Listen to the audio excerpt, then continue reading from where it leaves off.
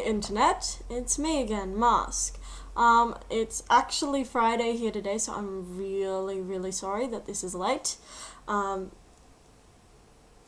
can kill me if you want, if you know where I live, but I think that would be a bit extreme. Anyway, this week we're talking about the unassailable asexual. Da da da da! Yeah, my little notes are back, so get used to that. If you've seen my video on the week what is asexuality, I use these little notes as well. I think they're quite helpful. The unassailable asexual is pretty much an idea of someone in the asexual community that will have, I guess, less trouble arguing with someone in terms of whether or not they exist, because, you know, they are able to, I guess, fly over all of the assumptions that people make as a possible cause for the problem that asexuality is. And, you know, that's a very awesome thing to be able to do. And these gold star asexuals of sorts are often, you know, said to be like in a good position to do activism, perhaps over anyone else, because they can just refute all these bullshit claims that people make up. Sorry about that. But yeah, in terms of myself, on the list of characteristics that they give as, I guess, criteria to count as this unassailable asexual, I myself scored 7.5 out of 11, which is about 68%. To do this, I'm going to break down all of the characteristics attributed to the unassailable asexual and explain why it's said to be an advantage to someone in activism if they do have this trait and why it doesn't really matter if they don't. So yeah, the first thing on the list is to be neurotypical. This being on the list kind of makes sense, in the sense that, you know, people can say, if you have autism, for example, that could be what caused your asexuality. And, you know, it's very easy if someone's saying, oh, your asexuality is caused by autism, if you don't have it, to say, well, I don't have autism. And there you go, that claim someone made is completely refuted. If you do have such a trait, though, it doesn't mean you're any less asexual, it just means it makes it a little harder for you to argue it. And regardless of whether or not it's hard to argue that there's no cause for your asexuality, that it's just who you are, even if it was caused by something, it doesn't matter because it's still you, and you are still exactly the way you are. The same sort of thing goes for physical and mental health issues. People can use these to attribute your asexuality to an illness, whether it be because, you know, your body might not be functioning on a level considered normal. I hate that word. Or, you know, same with your mind. They might say, well, there's something about the way you work as a person that isn't normal, and they could use that against you. And, you know, like I said about being neurotypical, despite this, you are the way you are, and you are no less asexual if it came about as a cause from any issues you might have with health, mentally or physically. It's just the way you are, and you really have no other way of being, so why can't you be you? You know, the people who say that you're born with an orientation, I don't think you're born with an orientation, you're born with a disposition to be you, and your orientation is part of that.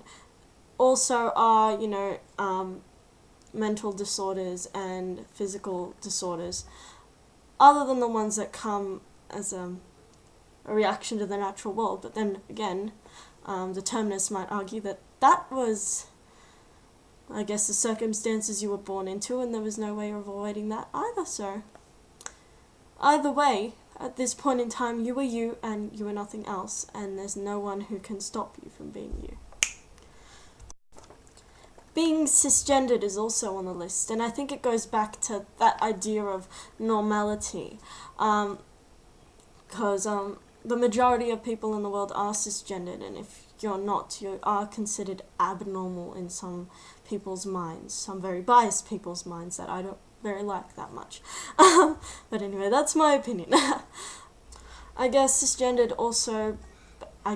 cisgendered also benefits you in the sense that more people can identify with you. Yeah, I'm cisgendered, I wear a sign. No. Because the majority of people are cisgendered, and if you can get, I guess, more people to identify with you, you can get more support in your activism, I suppose. I don't know. Yeah. Also on the list is indifference.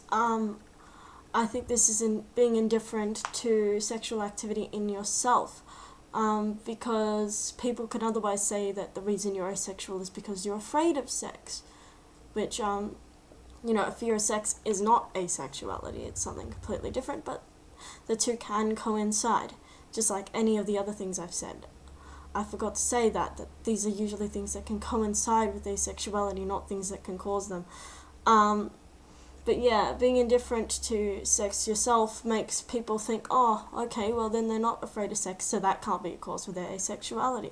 If you are afraid of sex, though, oftentimes it really has nothing to do with you being asexual. There are people who are very sexual who are also afraid of sex, so yeah. And quite repulsed too. I've spoken of a fear, but there's repulsion as well, which is actually probably more common than fear. I don't know why I jumped straight to the fear one.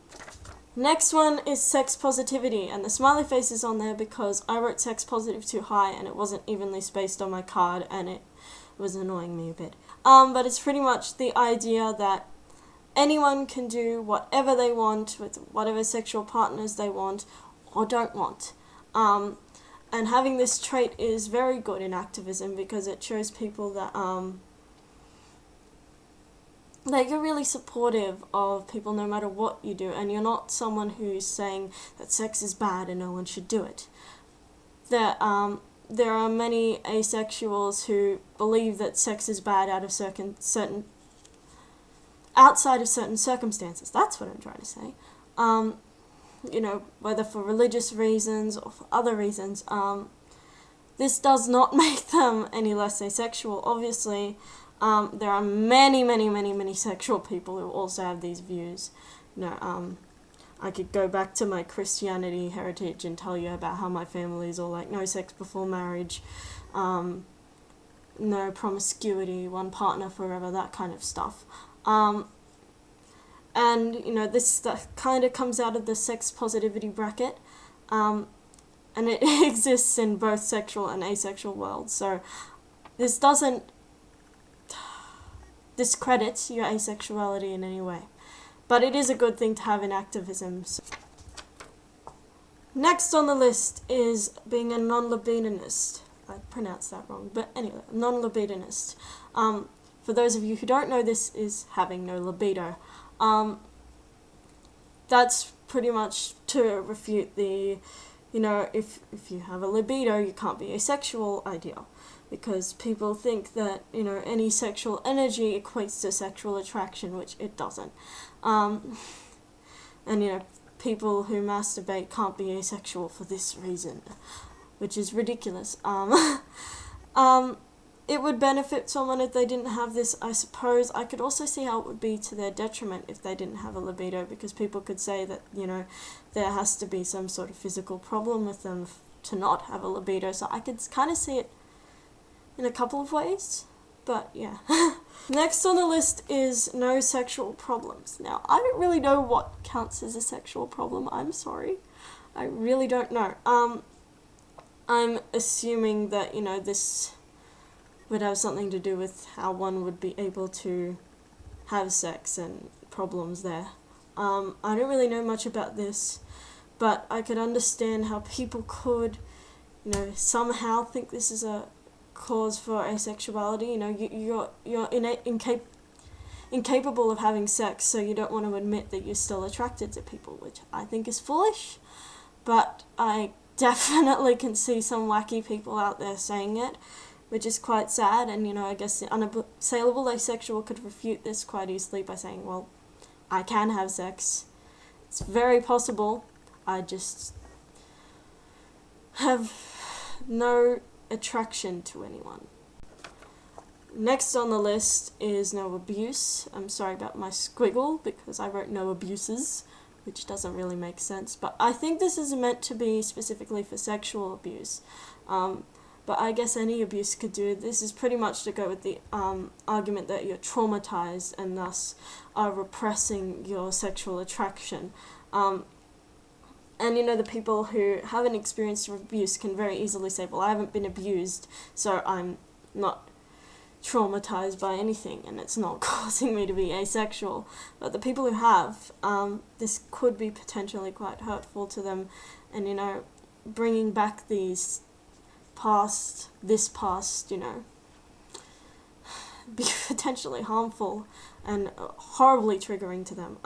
The articles I've read from people who are asexual, who have been sexually abused, so that they can tell the difference between something they feel inclined to but are afraid of, and something that they have no interest in at all. Last on the list, and this was one added later by someone, is being conventionally attractive.